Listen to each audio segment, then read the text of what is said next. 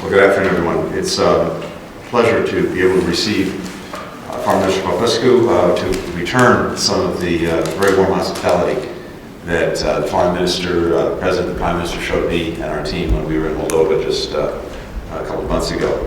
And needless to say, this is an especially timely visit given the ongoing Russian aggression against Ukraine and the challenge that it poses to other countries in the region.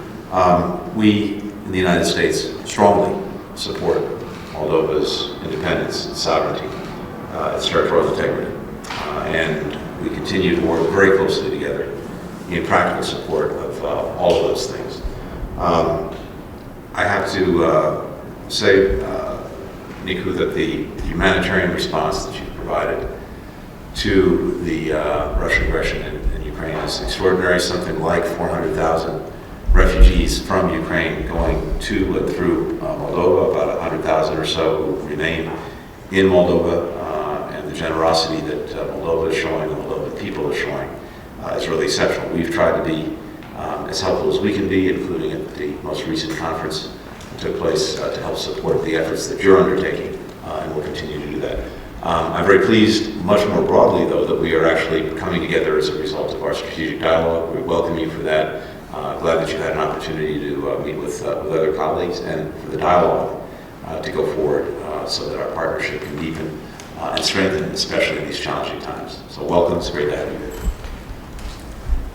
Thank you very much for these kind words. And this year, the United States and Moldova have 30 years of diplomatic relations. This is happening around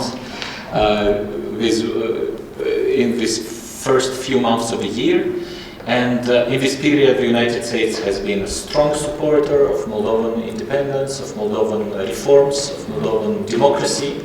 And we are very grateful for this support, and this occasion of my visit to Washington, this strategic dialogue that we are relaunching now, is focused on key elements that would allow Moldova to continuously strengthen its resilience, its capacity to perform as a democratic state and society. And today I met your colleagues, and we've structured our dialogue on three pillars, if you want. One working group was on energy and economic issues, a second working group on rule of law and anti-corruption, and a third group on political and security cooperation. And on all of these three fronts, we think that our relation is excellent.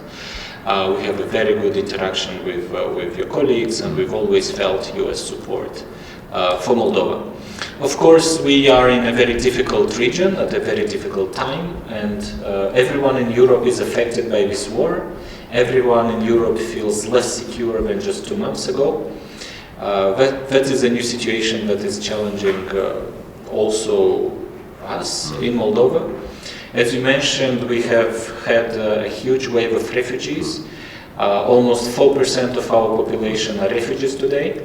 Half of them are minors under 18 years old, so this represents 10% of our population of minors in Moldova. These are dramatic numbers. We've been handling the situation reasonably well, but of course that affects us all, and that will continue to affect our region and our society for a long time.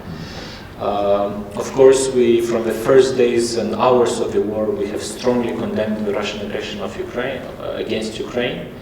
And we're looking forward for a peaceful resolution of this war, which is completely unjustified and is making the whole of Europe less secure.